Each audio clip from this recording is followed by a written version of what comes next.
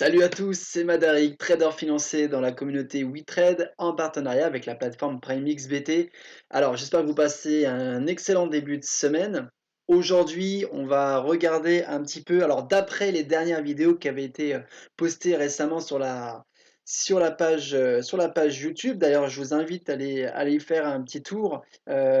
Aujourd'hui, je vais vous montrer, grâce aux signaux des différents indicateurs cités dans les précédentes vidéo, notamment, alors d'indicateurs, je parle des chandeliers japonais, qui est une vidéo sur laquelle j'ai posté cette vidéo-là il y a quelques semaines déjà. Le 14 août dernier, Mimstars, mon ami Mimstars nous avait placé une petite vidéo sur les différents indicateurs les plus utilisés en trading.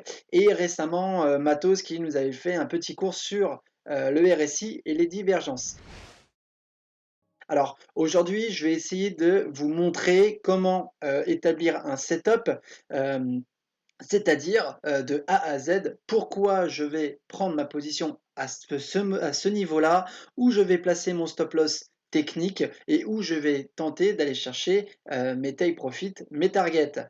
On verra également un petit peu de la vague d'Elliott, j'essaierai de l'intégrer un petit peu. Alors, de manière très sommaire, parce que je ne suis pas autant spécialiste que Mimstars. Mimstars d'ailleurs qui a fait une vidéo spécialement dessus il y a quelques jours de cela. Donc c'est parti, on se dirige donc directement sur le Forex et j'ai choisi une paire qui est Euro GBP. J'aime beaucoup trader cette paire ici.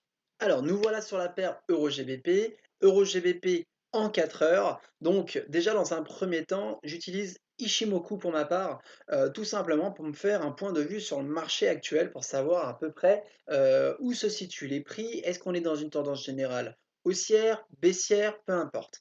Les indicateurs qui vont pouvoir me donner cette indication justement de tendance, eh bien, ça va être les nuages ici, les nuages, les cumos ici. Alors, c'est pas une vidéo, je vais pas aller trop dans les détails sur l'indicateur Ishimoku. Peut-être qu'il y aura une vidéo prévue à cet effet dans les prochains jours, semaines à venir. En attendant, je vais essayer d'être le plus exhaustif possible. Donc, concernant le nuage, eh bien, par exemple, ici, on peut voir que nous étions dans une petite tendance baissière, ici, à ce niveau-là, tant que les prix n'avaient pas cassé officiellement les nuages par le haut. Et là, on peut voir que le prix, à l'heure actuelle, est en train de casser de manière assez violente le nuage. Donc ça, déjà, c'est un premier signe intéressant. Le setup dans lequel j'aimerais vous parler, c'est un setup que j'avais entrepris quelques temps auparavant. Donc je vais vous expliquer mes prises de position et surtout pourquoi j'ai décidé de me mettre dans cette zone, pourquoi pas de me mettre en position achat dans cette zone et qu'est-ce qui m'a fait penser que le prix allait sans doute aller repartir à la hausse. Alors là, on peut voir donc différents indicateurs, on peut voir l'indicateur Ishimoku, on peut voir également l'indicateur RSI. Et oui, effectivement, j'utilise beaucoup Ishimoku pour établir ma prise de position et j'utilise le RSI pour savoir un petit peu où se trouvent les prix et en lien direct avec la précédente vidéo de notre cher ami Matos sur les différentes divergences qui vont me permettre, pourquoi pas, de savoir si je suis arrivé à un bottom ou à un top. Par exemple, ici, on peut voir que nous sommes arrivés vraiment à un bottom, ça veut dire à une pointe peut-être d'une vague, d'ailleurs d'une vague d'Elliott qui a été une précédente vidéo par Mimstars, qui pourrait nous indiquer que le prix pourrait repartir franchement à la hausse. Donc, alors, arrivé dans cette zone-ci, qu'est-ce que j'ai pu constater? Eh bien, j'ai constaté que au niveau du RSI, entre le point bas ici et le dernier point bas, vous voyez, le prix a commencé un petit peu à s'essouffler en puissance. Et là, ensuite, j'ai regardé à quoi correspondait.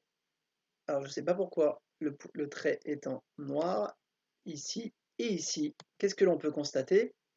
On peut constater qu'on voit une divergence. Donc ça, c'est le premier point qui m'a donné l'indication que, eh bien, nous pouvions être dans une fin de vague sur un pic, notamment sur un bottom. Ensuite, quel est l'indicateur qui m'a permis de prendre position? Eh bien, on va regarder ça maintenant. Donc, je suis sur une time frame 4 heures, donc avec potentiellement des objectifs 4 heures. Donc, avec pourquoi pas comme principal objectif? Eh bien, on pourrait très bien aller chercher ce point haut ici. Alors, on va le mettre en blanc. Voilà. Maintenant, ensuite, derrière, à quel moment je vais prendre position et surtout, grâce à Ishimoku, comment et quels sont les indicateurs qui vont me permettre de me dire: «Attention, tu risques de sortir du trade». Parce que l'objectif, certes, c'est d'atteindre ses targets, mais on peut très bien atteindre les targets que très longtemps plus tard ou parfois même pas du tout, car quoi qu'il arrive, ça reste toujours le marché qui décide. Donc, une fois que j'ai établi, mes objectifs, donc j'ai mon objectif à ce niveau-ci, maintenant je souhaiterais prendre, comment dirais-je, ma position. Donc, on va venir se placer en 15 minutes. Donc j'avais tracé au préalable mes différentes prises de position. Donc pour des objectifs en 4 heures, eh bien, et une surveillance en 1 heure, eh bien, j'ai décidé de prendre position au niveau de la cassure de cette droite orange ici qui correspond à la Kijun. Alors, pour ceux qui ne connaissent pas Ishimoku, Ishimoku est un indicateur vraiment de tendance qui se suffit vraiment à lui-même et qui permet de compléter vraiment des prises de position assez pertinentes, notamment sur la gestion technique du stop loss qui est très intéressante. Ici, j'ai décidé donc à la cassure de cette droite, qui est la Kijun, donc la Kijun qui représente la moyenne entre le point haut et le point bas, donc le point haut et le point bas des 26 dernières bougies, donc autant vous dire que c'est une résistance qui est quand même relativement forte. À la cassure de cette première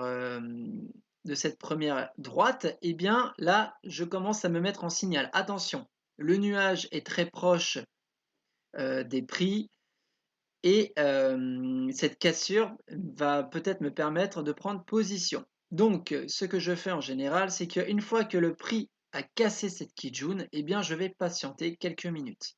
Par exemple, sur des time frames de 15 minutes, eh bien, je vais attendre les prochaines bougies pour voir comment elles réagissent avec cette droite qui est devenue support.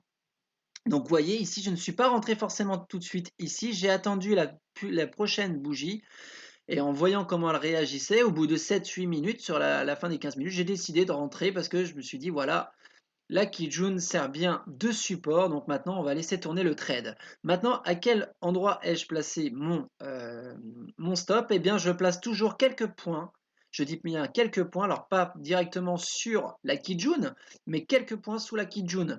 Ici, je pouvais voir que, vous voyez la ligne bleue ici, eh bien, c'est ce qu'on appelle la Tenkan. La Tenkan, c'est la moyenne entre les points hauts et les points bas des 9 dernières bougies. Donc, elle est moins puissante que la Kijun, mais en revanche, lorsqu'elle est en double support comme ceci, ça peut créer un support intéressant. Donc j'ai décidé de placer mon entrée à ce niveau-là et de placer un stop loss ici. Ça me permet en cas de clôture sur la Kijun et d'invalidation notamment du trade, d'accord? Si je sors assez rapidement, ça me permettra d'invalider le trade assez rapidement et de limiter les pertes. Donc en général, eh bien, sur ces prises de position relativement serrées, eh bien, en termes de money management, et je vais rentrer en général 50% de ma position. Voilà. 50% de ma position. Ça ne veut pas dire que je vais rentrer 50% du capital total. D'accord? 50% de la position.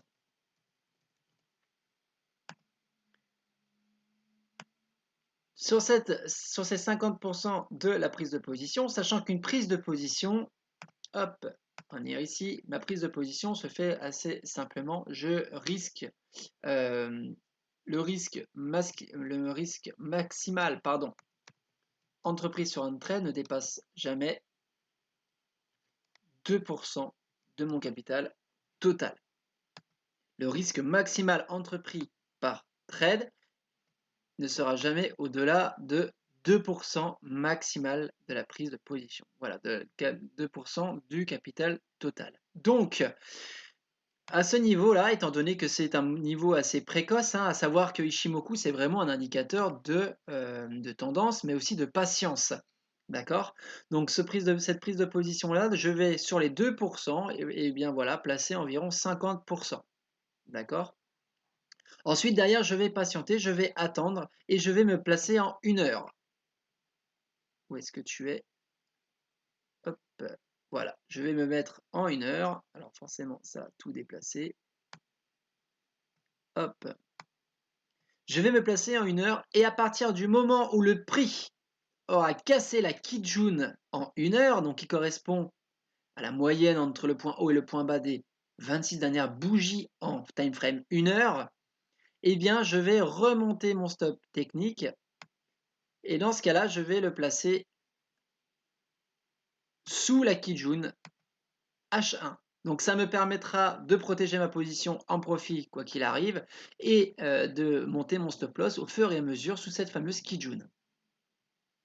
Ensuite, concernant toujours en 15 minutes, lorsque les prix commencent à casser le nuage et surtout lorsque cette droite, la Chikuspan, qui est la mémoire du marché, elle est représentée 26 périodes en arrière, on peut remarquer d'ailleurs ici, vous voyez, elle correspond à la mémoire du marché. Ça veut dire qu'elle va venir se placer sur les clôtures. Elle ne prendra jamais en compte les mèches. Donc, c'est vraiment une droite qui va me donner un signal de tendance vraiment optimal. C'est elle qui va me donner les dernières conditions vraiment de prise de position. Ce qui veut dire que lorsque le prix va casser le nuage à ce niveau-ci, lorsqu'il sera totalement sorti, et bien à cet endroit-ci, je vais pouvoir prendre une nouvelle prise de position.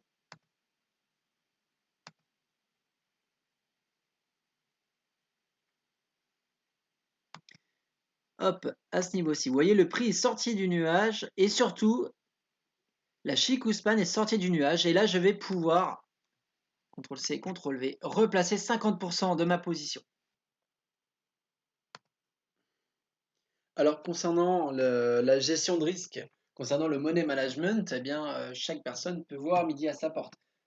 On peut très bien placer 50% de la position, comme on pourrait très bien placer aussi 25% de la position et compléter la totalité de la prise de position, de la gestion de risque en 4 fois.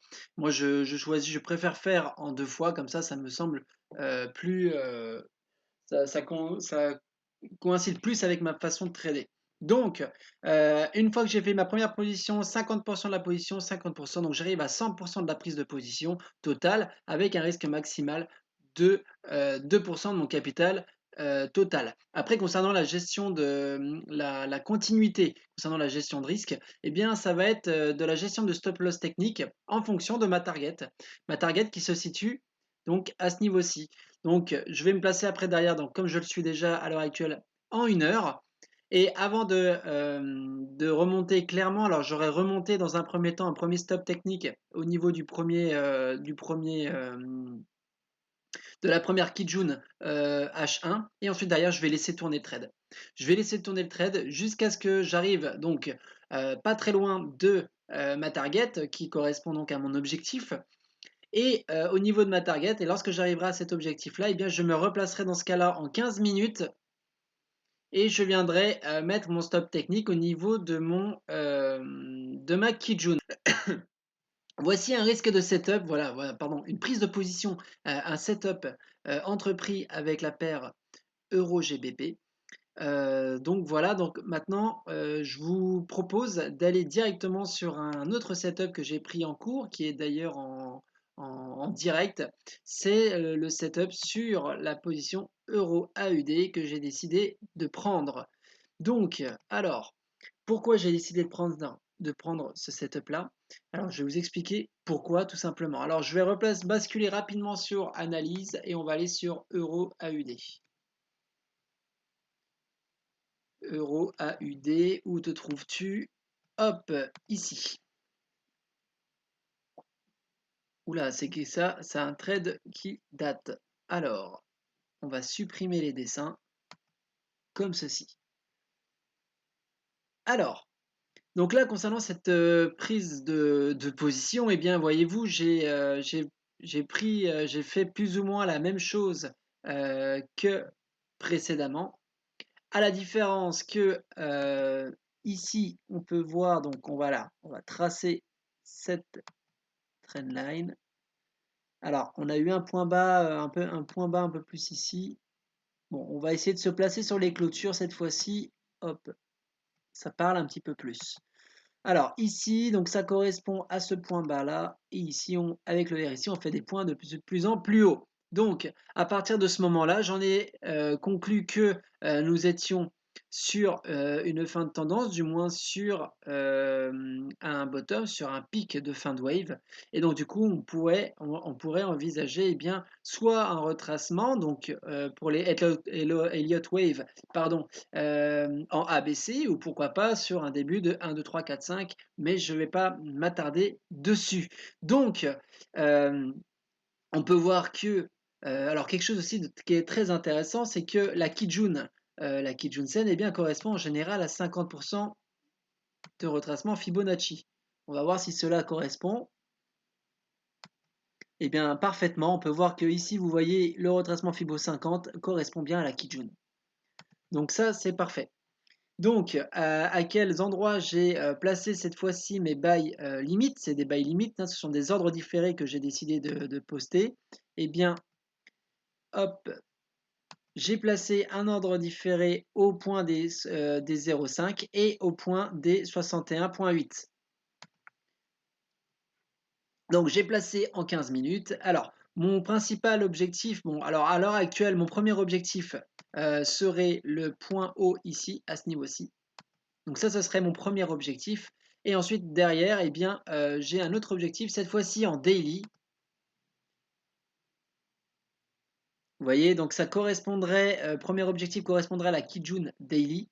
Et ensuite, derrière, moi, ce qui m'intéresserait plutôt, c'est aller chercher des targets beaucoup plus hautes avec comme prochain objectif, pourquoi pas, le point haut à ce niveau-ci, à 1,62 284.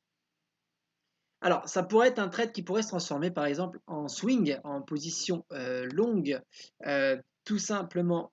Pourquoi? Alors, tout simplement parce que, eh bien, vous pouvez voir depuis maintenant, depuis le 1er juin 2020, nous sommes dans un range quand même qui est quand même très très bien marqué.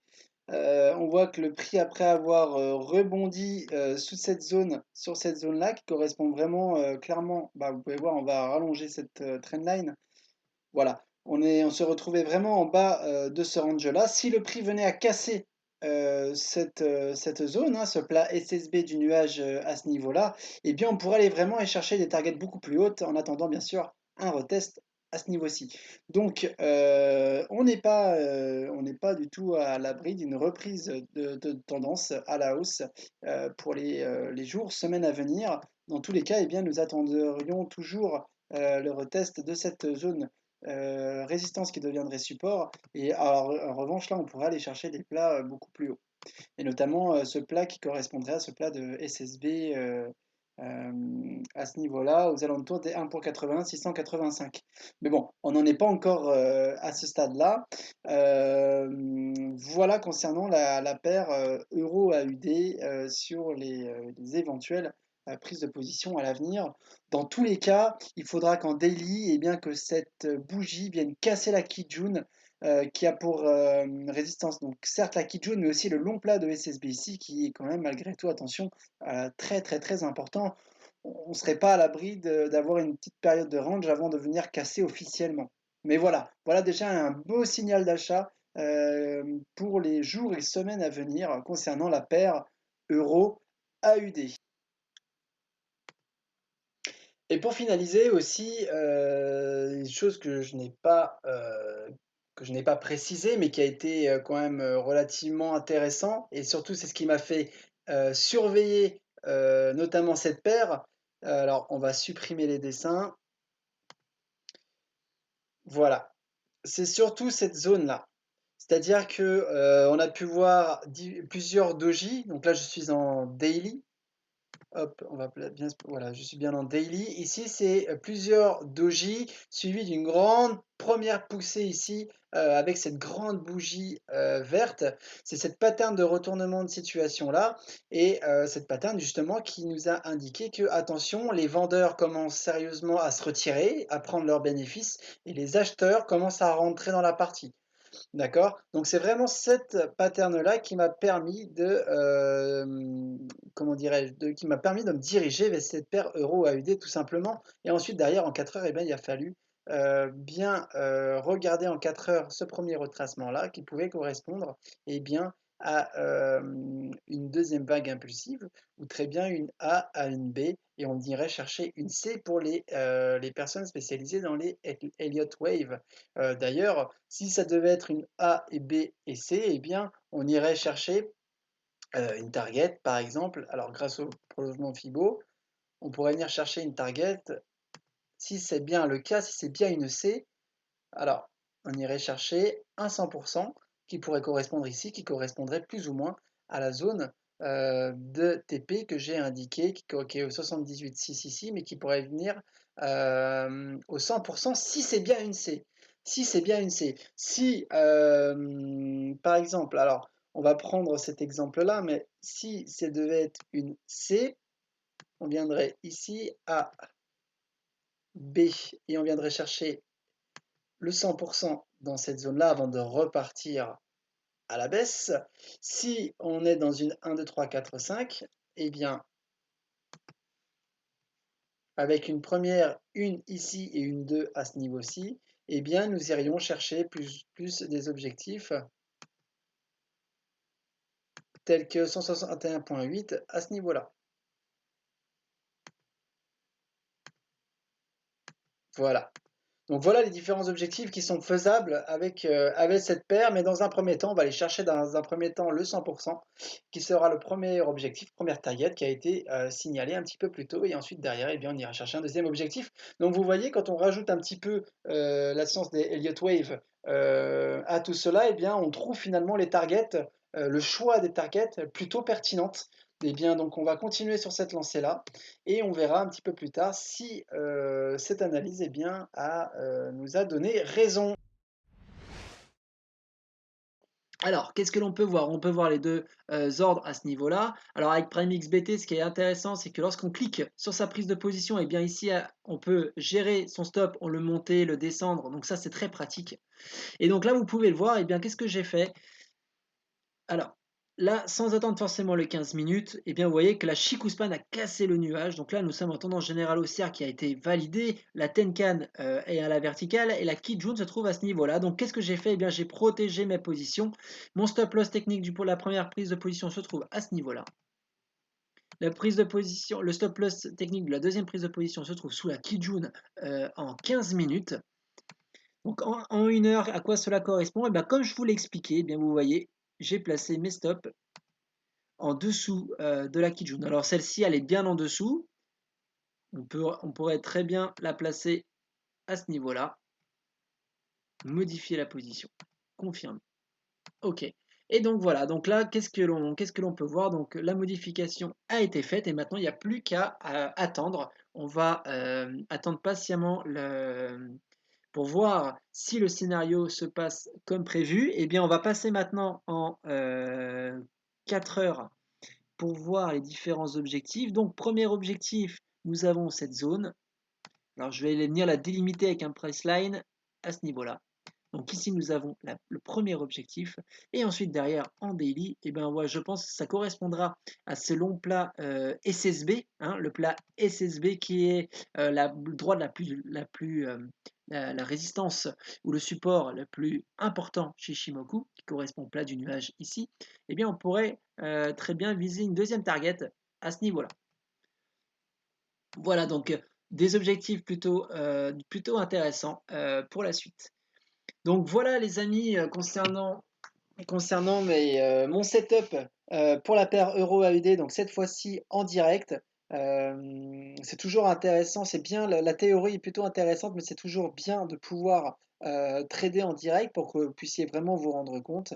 Euh, et donc voilà, donc d'où l'intérêt, alors voilà l'intérêt de pouvoir allier différents indicateurs tels que le RSI pour pouvoir voir une éventuelle divergence et potentiellement un bottom ou un top qui nous permettrait de prendre le trade vraiment de manière, on va dire, entre guillemets, précoce.